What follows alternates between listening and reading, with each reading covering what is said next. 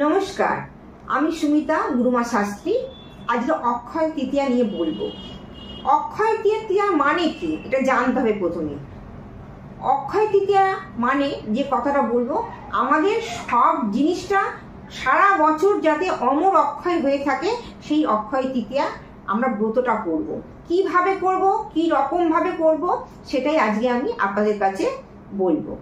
প্রথম বেলা বলবো, সকালবেলা ঘুম থেকে উঠে সব কাজকর্ম সেরে আপনারা সবাই, ছেলে মেয়ে, বাবা মা, বৃদ্ধ বাবা মা, আপনারা গঙ্গা স্নানটা করে আসবেন।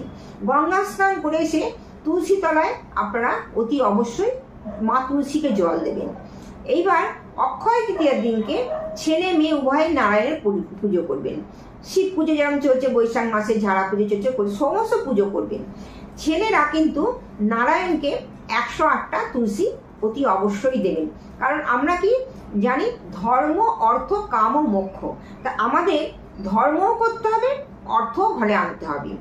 এইবার ব্রাহ্মণকে দিয়ে পুজো হয়ে গেলে ব্রাহ্মণকে দিয়ে ব্রতটা আপনাকে সমাপ্ত করতে হবে। কিরকম? প্রথমে বলবো, 5টা যে কোনো ফল, শসা, কলা, আম, বেল বা বেদানা, এই 5টা ফল, এছাড়া আরো অনেক ফল আছে আপনারা দিতে পারবেন। 5খানা আপনারা রূপোর শসা, কলা, আম, লেবু, বেদানা তৈরি করেও আপনারা ব্রাহ্মণকে দিতে পারেন।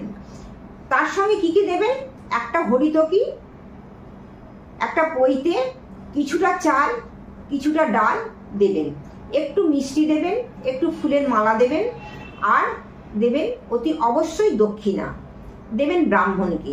আরেকজন ব্রাহ্মণীকে ডাকবেন, তাকে কিন্তু মেয়েরা আলতা সিঁদুর পরিয়ে, অতি অবশ্যই আলতা সিঁদুর পরিয়ে তারও হাতে 5টা ফল আপনি দেবেন। রূপোর ফল না হলেও আপনি এমনি বাজার থেকে যে 5 রকম ফল আছে, সেই 5 রকম ফল আপনি হাতে দেবেন। আলতা সিঁদুর, মিষ্টি বাতাসা দিয়ে সিঁদুর আলতা পরিয়ে যখন দেবেন, সেই সিঁদুর থেকে আপনাকে একটু সিঁদুর দেবে, আপনি কৌটোয় রেখে দেবেন সেই সিঁদুরটা। কেননা সারা বছর ওই সিঁদুরটা যদি পড়েন, তাহলে আপনি অমর অক্ষয় হতে পারবেন। যেটা বলছে অর্থের জায়গাটা, যখন ব্রাহ্মণকে যেই ছেলে মেয়ে যেই পুজো করুন বাবা মায়েরা, আপনারা কিন্তু অতি অবশ্যই ব্রাহ্মণকে কামনা বাসনা জানিয়ে তার চরণে, যে আমার পরিবার ভালো থাকবে, আমার স্বামী ছেলে মেয়ে ভালো থাকবে, আমার সংসারে অর্থের কোনো অভাব হবে না। কারণ এই অক্ষয় তৃতীয়ার ব্রত করলে অতি অবশ্যই অর্থ লাভ ভীষণ ভালো হয়, শরীর ভালো থাকে, ছেলে মেয়েরা কথা শোনে, সারা বছর যাতে আপনি দুধে ভাতে থাকতে পারেন, সেই জন্য অক্ষয় তৃতীয়া ব্রত করতে হবে। এই ব্রতের ফল আছে। আপনি যদি নিষ্ঠাভাবে যদি পুজো করে থাকেন, আর নিষ্ঠাভাবে যদি ব্রাহ্মণকে ফলদান করেন, বা নিষ্ঠাভাবে ব্রাহ্মণীকে আলতা সিঁদুর পরিয়ে সারা বছর পড়তে পারেন, তাহলে এর আশীর্বাদ মাহাত্ম্য অনেক।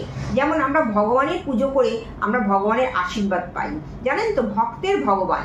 কেননা আমি এখানে বলে দেবো একটুখানি, অক্ষয় তৃতীয়া অমর অক্ষয় হয়ে থাকে সব জিনিসটা। দেখবেন একটা শুভ কাজে বাবা মায়েরা ছেলে মেয়েদের পরীক্ষা দিতে তখনও আশীর্বাদ করে, বা বিয়ে পারপাসে আশীর্বাদ করে যে তুমি অমর অক্ষয় হয়ে বেঁচে থাকো, সর্বজয়ী হও। সেই রকম আপনাদের সারা বছর যাতে ভালো কাটে, সেই জন্য সেই কথাটা বলা, যে এই পুজোর মাহাত্ম্য এইটাই, যে অক্ষয় তৃতীয়ার মানে কি, আমাদের যে কাজটা পরিপূরকভাবে করব সেটা অক্ষয় অমর হয়ে থাকবে বলে এই অক্ষয় তৃতীয়ার ব্রত পালন করতে হবে। এরপরে আমি বলবো শক্তি পুজো। আমি যেটুকু বলি, শক্তি দিয়ে মানে মনে আমি 1বার থেকে 100 বার বলবো, এই দিনটা এত সুন্দর ভালো দিন পড়েছে।